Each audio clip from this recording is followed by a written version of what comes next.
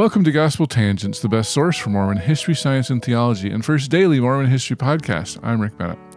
I'm excited to conclude our conversation with Dr. Sara Patterson, and we're going to ask her if she thinks that intellectuals have changed some church leaders' minds on certain intellectual topics. So, Sarah's the author of the September 6th and the Struggle for the Soul of Mormonism, so make sure you get this book and put it under the tree for your Mormon history nerd friends. So, anyway, you won't want to miss this conversation. Check it out. So you, with your book, you're way more expansive than just those 6 individuals who got exed. Yeah. And I noticed the subtitle is the Struggle for the Soul of Mormonism. Mm-hmm. Can you talk about has anything happened with regards to the September 6th that has changed the leadership as far as moving more towards them? Can you say the end part of that question again? Moving the church leaders more towards... Yeah. So, for example, I know with Mark Hoffman, and I know we don't want to include him in there, but it does seem to many, I would say, that there's been a more openness to discussions of polygamy and magic and seer stones. And so it does seem like, even though Mark Hoffman was a terrible person, and there has been an opening, first a closing and then an opening into church history. Mm-hmm. Do you see the same sort of things with feminism or these other issues, historicity of the Book of Mormon, that have changed church leaders? I see. So have the ideas that were presented by the 6 become more mainstream? Yeah. I think some of them have, and I think the historical arguments are probably the ones that have the most. As far as church history? Yeah, I think the role of the internet cannot be overplayed in that, because the church couldn't manage in the ways that it had prior to the internet, people's access to documents and things like that. And so I think a lot of the history, that Mike Quinn was excommunicated for is now kind of the mainstream history, that people accept. And so in that regard, I think there's definitely been a greater acceptance of the history. And there's also been, I think from the church hierarchy's perspective, it doesn't need to be about document access, though that is certainly still at play. But we have our own historians who can tell these stories in ways that we think are still faith promoting. And so the Gospel Topics essays represent that. One place where there hasn't been a change, though, would you agree, is scriptural historicity. We still believe in the little Adam, in Eve, Noah, Jonah. We still believe in a historical Book of Mormon. And so anybody like Brent Metcalf or David Wright that brings in historical criticism of the Bible, questions whether Noah was a real person, is that still a problem? We haven't embraced a Brent Metcalf kind of an idea, or David Wright. I haven't seen a lot of evidence of that, although there are still people, I think, talking about that. But yeah, I haven't seen that a lot. Okay. I think that there are still very firm boundaries. I think the historicity of the Scripture may be one. Women in the priesthood is certainly one. So there hasn't been movement on that. There hasn't been a lot of movement on Heavenly Mother. I think that I guess the question is how incremental we want to look at it. There's certainly more discourse about heavenly parents. But Renlund gave a talk last year or the year before about Heavenly Mother that still very much said we don't know much about her, and engaging in speculation is really dangerous, which was kind of restatement of what Hinckley had been saying in the 90s. A brushback pitch, Yeah, maybe? Yeah. So I think there are certain topics that the six were talking about that are still off limits. Okay. Yeah. Yeah. I know you also talked in your book about purity culture, and that's not something that we talk about in the LDS Church. Can you talk about purity culture from your perspective and how it relates to the September 6th? And do we need to quit calling it the September 6th? Do we need to come up with a broader term? No, I think we just need to be careful with the way that we remember it. It's not just six. It's not an anomalous thing. It was part of it was a very intense moment that was part of a much broader set of events, is why I'm challenging the very firm brackets that can be drawn around it. And I'm trying to say, let's not have those brackets be so firm. So the purity system that I talk about, when I was doing the research for the book, I was reading general conference talks and statements by church leaders, and the word purity came up over and over again. In fact, the statement that the First Presidency and the 12 issued in October 1993, addressing the September 6th, said, "We are responsible for the doctrinal purity of the church," and I might not get these words exactly right, and in that we are unified. And so purity and worthiness, I think those are kind of twin concepts,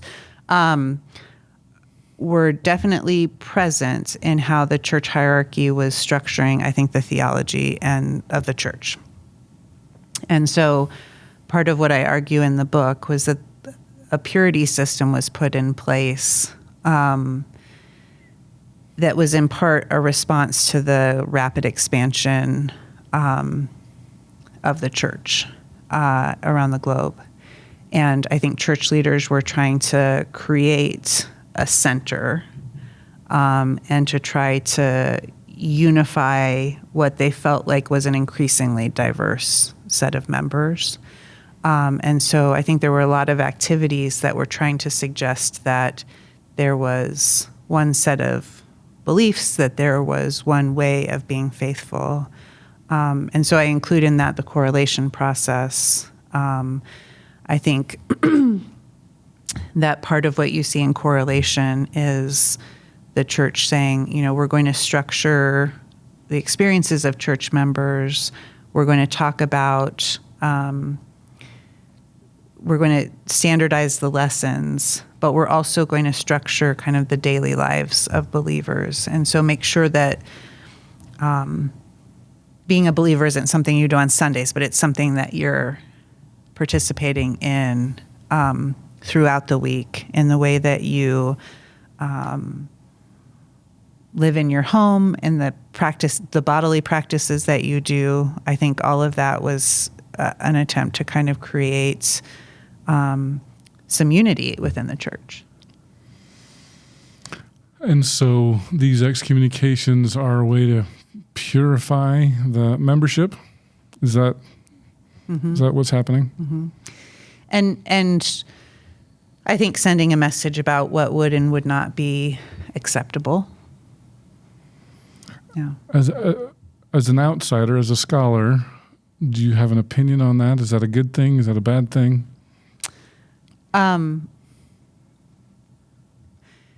Do I have an opinion about it? I saw a lot of the pain that those choices caused. And so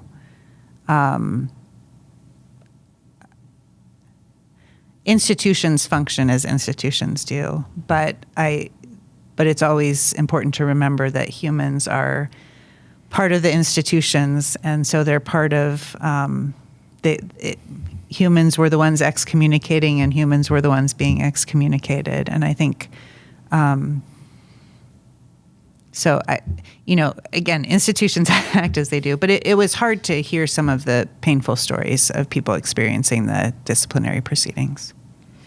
I know this isn't a question you're going to want to answer, but I'm going to ask it anyway. Okay. From an outside perspective, would you have any advice on how the church should handle intellectuals? Do you think that there should be more academic freedom, or not?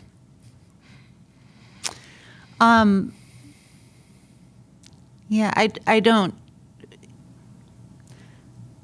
don't know that it's my place to say, to answer that question. I do think academic freedom is important. I think it's important to, I will say this, and it's something that the six were saying, so this isn't, just my idea. But I think it's important. People are going to be asking questions.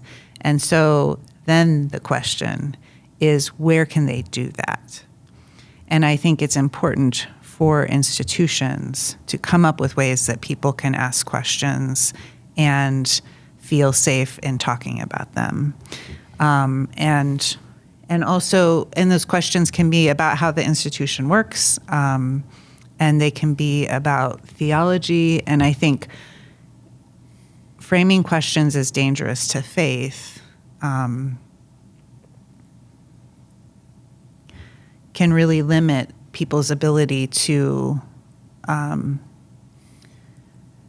create fulfilling, faithful lives.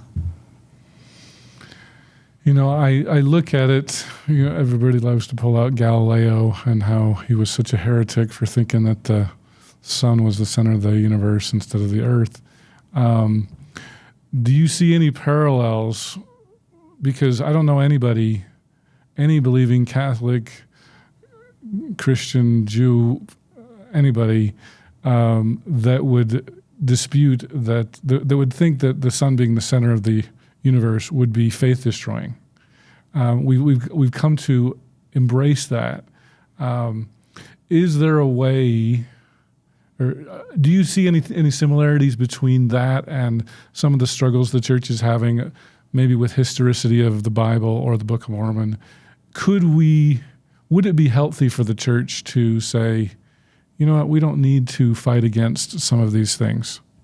I think that I don't have a lot to say in answer to that question, but I do think I would go back to the asking questions, that I think it's important for people to be able to ask questions.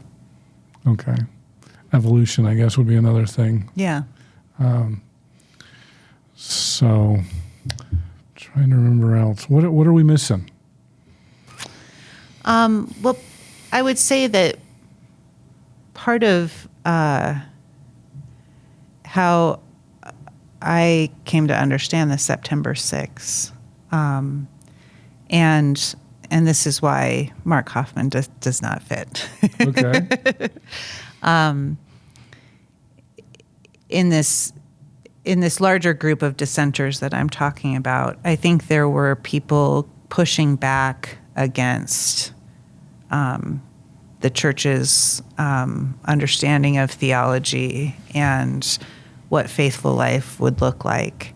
And I see common strands in the six of arguing that God is less concerned with rules and following rules, and is more interested in creating an inclusive, egalitarian community where people can have a personal relationship with the Spirit, and people can be guided by their questions and can focus on kind of figuring out the truth for themselves. Paul Toscano was one who talked about the importance of believers being able to have an active faith, right? Rather than having the faith handed to them, being able to engage in it. And so I just see that set of commonalities in this group. And I think really what they represent is that diversity in the church that has been around since the very beginning. Yeah.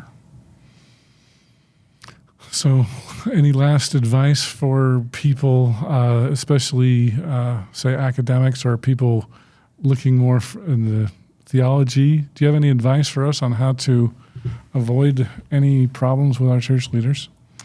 Oh, gosh, I don't know. Again, I don't know that I should be the one giving the advice. Well, we still like to, whether you're the one or not.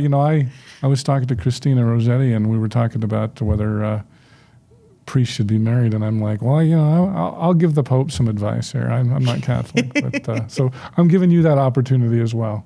Okay, so the question is, do you have any advice for the Brent Metcalfs and the David Wrights that may exist in the church today?